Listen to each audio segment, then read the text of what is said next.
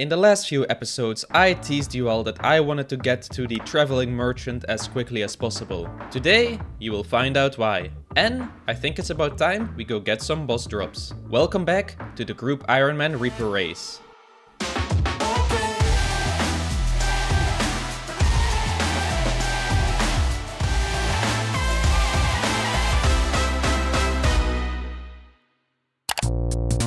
Last time you saw me, I was making a lot of money so we could pay for some things in the traveling merchant. And that's why we're fishing here, because we need to finish up that level requirement today so we can get into the fishing guild and access the traveling merchant. And that is level 65. We kinda need level 68, but luckily we can already cook a fish pie, which allows us to boost our level to 68 temporarily.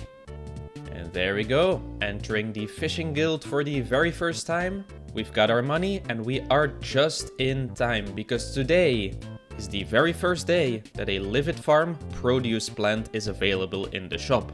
And this is one of the big things that we really want from this shop. As you might remember, each of us in our team has a style dedicated to us, and I am the mage of the group. Live It Farm is a minigame that allows you to get some very strong, powerful lunar spells. The two main spells that we care about are Vengeance and Disruption Shield. Vengeance is a pretty good spell that basically allows you to reflect some incoming damage. But then there is Disruption Shield. This spell is overpowered. When you use it, the next hit, as long as it is not an instant kill hit, will be reduced to 0. That is extremely strong at bossing. It is a huge damage reduction, especially if you know when to use it. But especially at places like high enraged Talos, it can be a lifesaver, as that boss has attacks that will deal your entire HP in one hit, but the Disruption Shield spell will allow you to just completely tank those hits.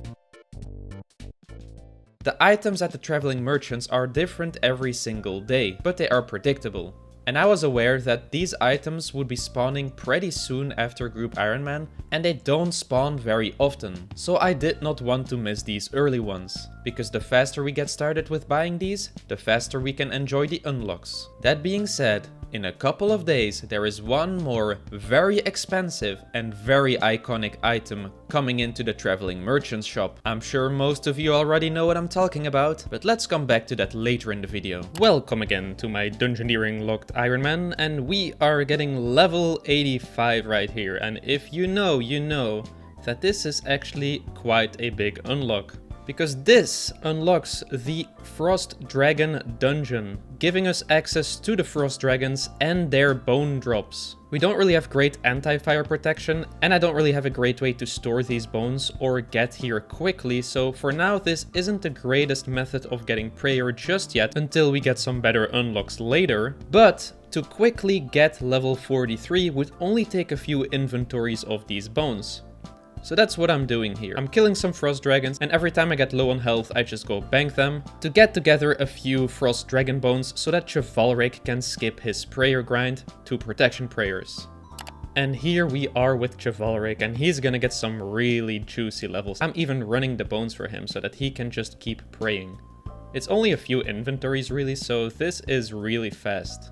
And there you go, with that, Chivalric has protection prayers. And the reason we did that for him is because we are going to be taking on the Dagonoth Kings together. Chivalric the Ranger, Kritia the Meleer, and me, the Major. We're each gonna be taking on one of the Dagonoth Kings and see if we can get some drops.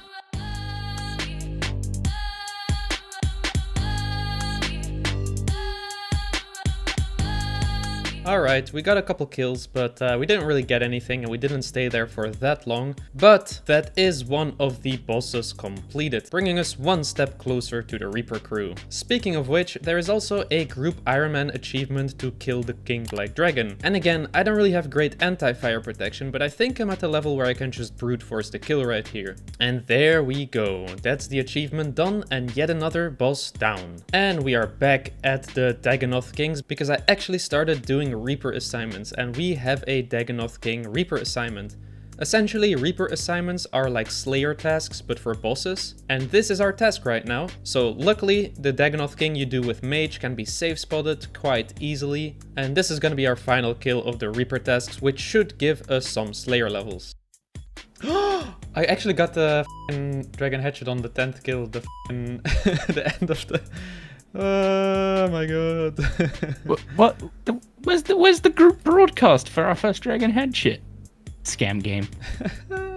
Okay, enough messing around. Let's have a look at our gear. We have a pretty good staff already. We basically have the best weapon of the entire team right now, but our armor is lacking hard. We only have tier 50 tank armor and it really isn't supporting us much at all in PVM. So let's upgrade that. We are going to be going for the lunar armor set. That's right, the metal spooter is doing some quests, a very rare occurrence. The lunar armor set can be obtained from the lunar diplomacy quest. It can be worn at level 40 defense, but it actually acts as a tier 60 magic armor power set. That is only one step below subjugation and it is incredibly strong at the early levels. That alone wouldn't convince me to do the quest though, but I also need to do them for those spells that I was talking about earlier. So because of that, it's time to do some skilling. So here we've got level 61 crafting, 49 fire making, 60 mining, and 55 woodcutting. There's one way to edit over a day worth of progress into 5 seconds. But anyway, we also had to do the Lost City quest and the Fremennik Trials quest as they were prerequisites for the Lunar Diplomacy quest. And one very long, boring hour later, we completed the Lunar Diplomacy quest and obtained ourselves the tier 60 power armor. Very nice. This also does give us access to the lunar spells, which can be coming in very handy at some point. We also unlocked Sunshine from the World Wake, so let's go ahead and test out our upgrades at the arch-glacor, and look at that. Over a 30-second PB. We are gaming, boys. Another day, another Reaper task, and here we are at the Dagonoth Kings. 38 black demons, no. This is why you do this with VIP tokens. Oh my god, I got a second dragon hatchet. And that's the end of the Reaper task. I can't believe I got 2 dragon hatchets in 2 Reaper tasks here. That is like kind of insane. I guess this is gonna be my hatchet though, because we already gave one to Chivalric, who's gonna be our main woodcutter of the group. With level 40 Slayer from that Reaper task, I'm also doing the Layer of Tarn real quick, which will allow us to upgrade our Salve Amulet. Which, if you don't remember, that is the amulet we use to train our combat stats and the undead monsters. Essentially, this upgrade here will allow us to get another 5% increased damage and accuracy on any skeleton, zombie or ghost. And let's try out that Salve Amulet with another Reaper task at Barrow's Brothers. Barrow's Brothers are undead creatures and the Salve Amulet totally works here. They updated the amulet to work here not too long ago, so it's pretty cool that we can actually just blitz through barrows here now with this amulet. That's the end of our Reaper task. We sadly didn't see an item drop, but we'll be back here soon at some point, because Barrow's items are quite nice to level up for Invention.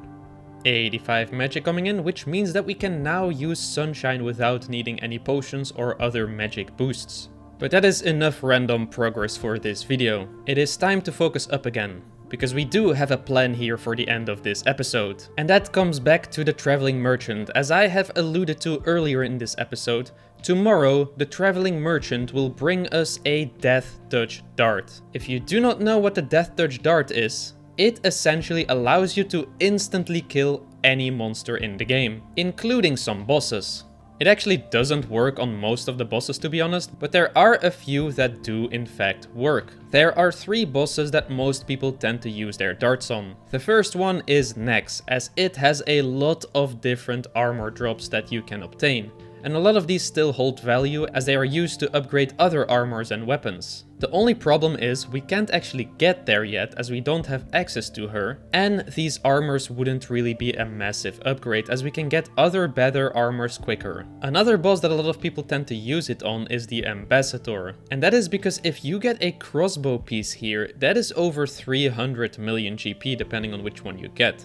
Again though, for us it's not a great option, because as Group Iron Man we cannot sell this crossbow piece, so the only use it will have is if we somehow get 3 of them. The chance of getting the full crossbow with only 3 darts would be less than 1 in 150,000. That brings us nicely onto the final option, the Calphite King. The Calphite King drops Drygor weapons. tier 90 melee weapons, and they drop at a 1 in 256 chance. That still sounds pretty rare, but the Kalphite King has 6 different Drygors on its drop table, effectively turning the drop rate into 1 in 43. Now that sounds more reasonable. On top of being a relatively good chance, if we get one of these, that would be an instant upgrade for one of our team members. And as weapon tiers are very important in the upgrade order, there really isn't a better option to use these darts on. And yes, I did say darts plural, because Silenced, Chivalric and Kritia have spent the past day or two entirely focused on fishing as well. And it looks like they are all closing in on the level they need to access the traveling merchant as well. So, we'll be able to buy 4 darts. The only problem? These cost 5 million GP per dart, which means we need to make 20 million GP in one day. And you probably already know what that means. And I promise you, this is the last time I showcase Glacor in a video like this. But with all our upgrades, I am very excited to get started. Yo, we log into RuneScape, a world so vast. Metal scooter on the grind, icy shadows he'll cast. The arch-glacor awaits, cold-hearted and mean. But Spooter and the team, they're the slickest you see. With frostbite in the air, they step in the zone. Metal Spooter pulls up like he's carved from stone. He's got one mission, stack those coin drops right. 5 million for each, it's a grind, no slight. Whoa! Oh! Scripture of when, boys? Let's go. Wait, what? You guys? This one is wild. This man's got RNG. Let's go. Yeah, it's all about alcohols. Gold stacks building up. Those profits look stable. High out, high risk. It's a boss fight spree. But Spooter knows he's got that victory key. I'm literally alking these drops while I'm doing the boss fight to save some time. And also, we're gonna be doing the rest of these skills with Kritia. He slays and he scoops every item worth weight. Casting spells on the loot, yeah, that's RuneScape fate. Arch-glacor goes down again and again. Coins rain down as the team counts to 10. With frostbite in the air, they step in the zone. Metal Spooter pulls up like he's carved from stone. He's got one mission, stack those coin drops right. 5 million for each, it's a grind, no slight. Spooter in the snow, yeah, the Glacor's doom. Frost and magic clashing, the frozen gloom. Out that loot, stack the cash, so green. 4 death darts coming, watch the Kalphite King scream. And there we have it. We managed to get all the GP we needed. Here we go. 5 million towards Chivalric, so he can go buy his dart. And then we'll put the rest of the 10 million GP into the bank for Silenced and Kritia to take care of. Now the pocket's feeling heavy, the merchants in town. Death touch darts, they're about to go down. 5 mil a pop, yeah, that price so steep. But Spooter and crew got that ice cold sweep. Ready for the king, got those death darts in hand. The fight's going down like they already planned. One shot, one kill, yeah, they make it rain. And if you want to see what we get from the Kalphite King, then come join us right now live on Twitch. We are live streaming right now, we're doing Croesus with the whole team. We're gonna be doing these darts at the end of the session. So come on in, let's stop on by, and we'll see if this grind was worth it. Metal Spooter and the team, yeah, they locked in tight. From the frozen glacor to the desert fight. It's RuneScape life, where legends are made. With the Spooter on the grind, in that icy arcade. Yeah, Spooter's got the gold, got the team, got the might.